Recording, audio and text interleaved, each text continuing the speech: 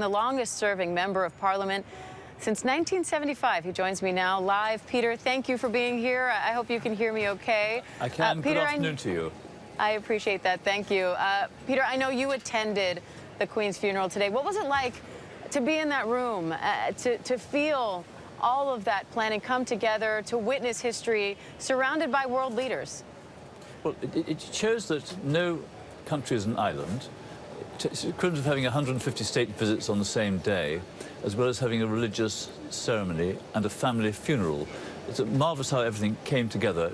It worked to the minute. That's a great bit of execution. But the content was chosen by the Queen.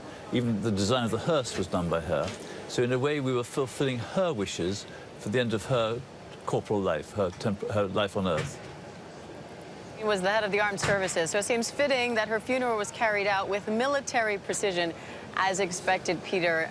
Now, I know you were a young boy when Queen Elizabeth ascended to the throne. What sticks out to you about the beginning of her reign? Well, life was almost in black and white then, and the first time I watched the television set was the second half of the coronation. I'd stepped out on the Mall where the coronation procession went past, where the funeral procession went past, when I was aged 8 in 1953 with my mother and my sister. In fact, afterwards, they came down to here, where my father was a steward just behind us, and I walked 2.5 miles across London by myself, aged 8, so people had confidence to go and see the coronation on television in black and white. But life has come back in colour during the Queen's reign.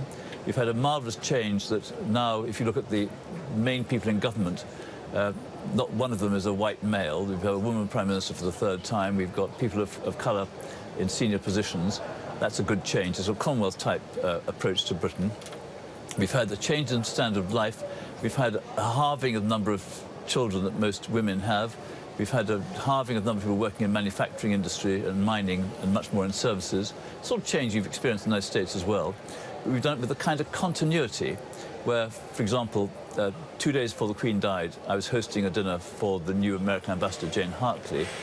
And within a week after that, we'd changed the Prime Minister, we'd changed the head of state. People took to the streets, but with love and with flowers, not with submachine guns and clubs.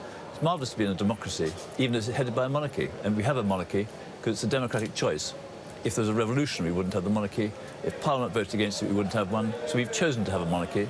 And my word, we've done well with Queen Elizabeth, and we're going to do well with King Charles, in my view.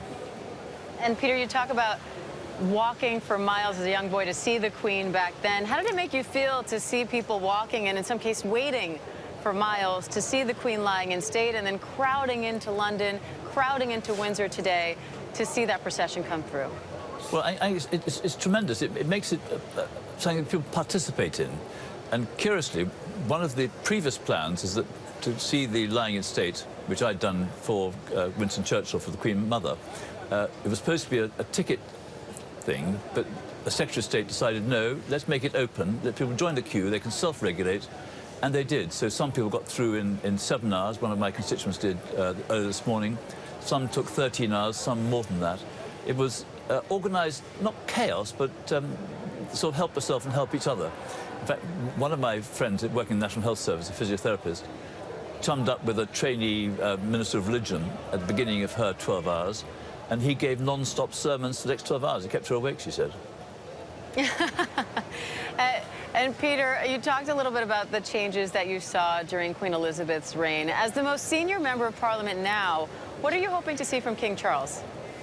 Well, continuity and his own things. He often broke new ground 30 years before it became common sense. So organic food was one of the things that people laughed at him for. They don't now. Trying to have housing communities that are built for people rather than just for developers' profits. People laughed at him to begin with. They don't now.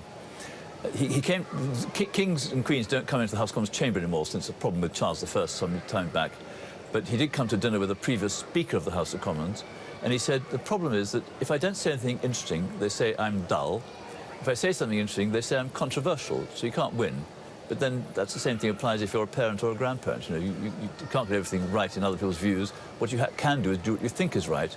The Queen promised she would, and she did. King Charles has promised he'll do the same, and he will. He will, with the world watching, that's for sure. Peter Bottomley, we appreciate your time today. Thank you. Hi, everyone. George Stephanopoulos here. Thanks for checking out the ABC News YouTube channel. If you'd like to get more videos, show highlights, and watch live event coverage, click on the right over here to subscribe to our channel. And don't forget to download the ABC News app for breaking news alerts. Thanks for watching.